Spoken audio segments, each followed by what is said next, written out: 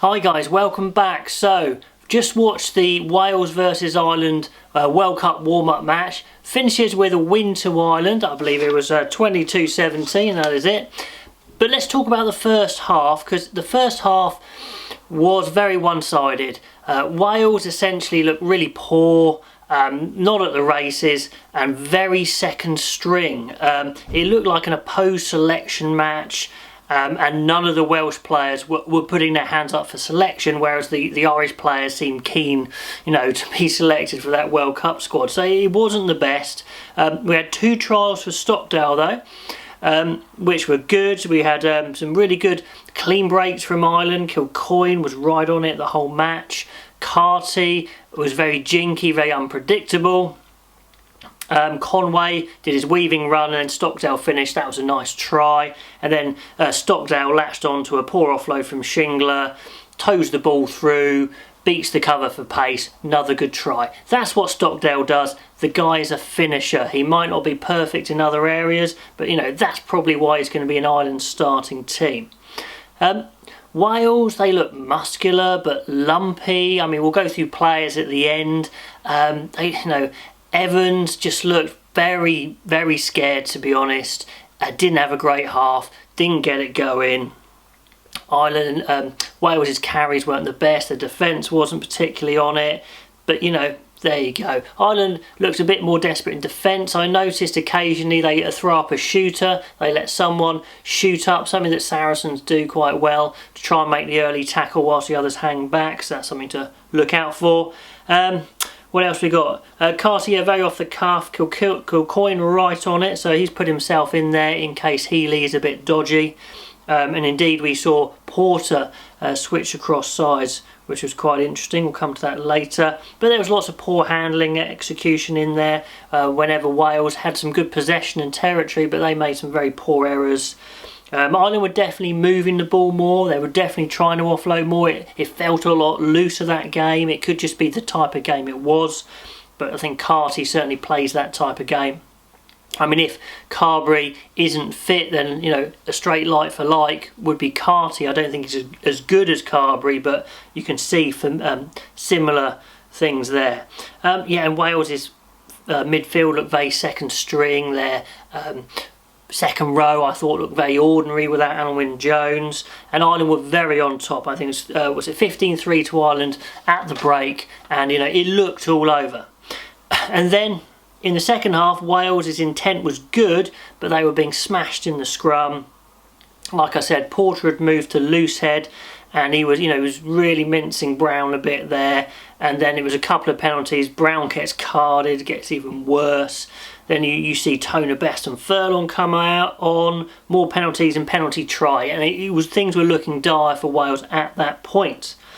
But then a match broke out. Wales woke up. What was the difference? Well, one thing tangible you could see was Thomas Williams coming on and Rhys Patchell coming on at half time, and they looked so much better than the starting half-backs in the first half. I think selection there is made up. They were my number 2s, to be honest, to the starters anyway, and it just solidified that. So disaster really for Jared Evans. I think Patchell is going definitely.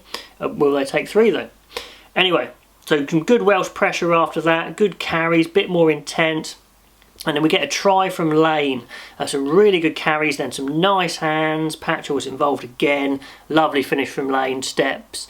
He's a big guy. He is, he's very physical. He looks like a young George North. He's got a big future. I hope he goes to the World Cup, actually. It'll be a good experience for him. Don't know how much he'd play in the big games, but he'd get game time. And then Wales start to get momentum, and the match is on. Unfortunately, ball gives a hospital pass, and Aki smashes James Davis in the air. Just a penalty. Would it have been more? No, maybe in a World Cup it's a yellow card. I don't know, but it wasn't dangerous, but it was silly. Hitting anyone in the air is very foolish. More Welsh pressure in the last 10 minutes, and then Patchell, nice step and scores. 17-22, so the game is on. Then they have more pressure. Thomas Williams and Patchell to the floor again, but unfortunately it comes to nothing. Ringrose a nice rip, and they hold on and they get their win. So Ireland get their win. That's what they wanted for momentum, and it was looking good in the first half, like it was going to be a runaway victory, but that's because Wales were awful in the first half, and on comes some better players in the second half, to be honest, and they get their mojo back, and you know, it looks a lot closer. So how good is that for Ireland? Yeah, I don't know. Wales, it's good for selection. It makes some really obvious selection decisions very easy. Okay, just going through the Welsh players. Amos was solid, but you know, Scott Williams, Amos, Watkin, Jared Evans, I thought they were uninspiring, to be honest. You know, Amos was decent, but they're going to do well, I think, you know, to get much game time if they get on the plane at all. Lane, I think, definitely is on the plane. Didn't see a huge amount of Steph Evans, which is a shame. You know, that first half was a bit of a washout, to be honest. Not good. Aled Davis was okay, but again, the first half wasn't pretty poor. You know, and players like Bradley Davis, Lee, Beard weren't inspiring. I didn't see anything special there. So, you know, Shingler had glimpses. Navidi, I think, is the class of that pack. He was the captain as well. You know, I think he's in Wales's starting team. I'm going to do a whole video on Wales's starting team because I think it's pretty clear after this match. Not a lot's changed. And then coming on, I thought D did really well actually coming on. He's a really good replacement for Owens. Ball made a bit of an impact there. So yeah, no. So there was some, and Patchell, of course, and Thomas Williams, I thought really changed the game. So some obvious, I think, selection decisions there. On to Ireland.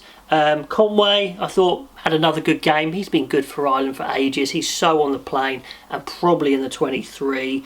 Farrell and Aki was a mixed bag. Aki looked energetic. He looked keen. He looked like he was playing for his place, which I like.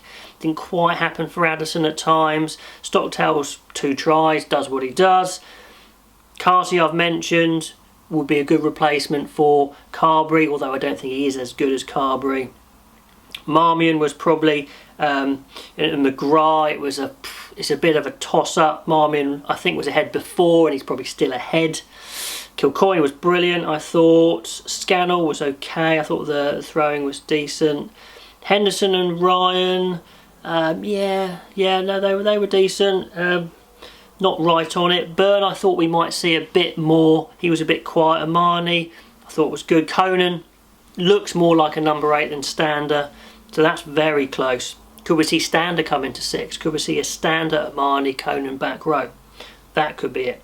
Then Porter, you know, he really did well, changing sides of the scrum, winning some penalties. So fair play to him. He's definitely going, and he might be seeing some time on the loose head actually as well. Then Ringrose came on, did some good stuff as well. So, you know, it's a good hit out for Ireland. They get their win. Still some question marks on what their best team is. I'm going to hold off till their last match before I pick their best 15 because I think they're the hardest for me. Anyway, you guys run your rule over these players. What did you learn from the match? Who looked good? Who looked poor? And until next time, I will see you then.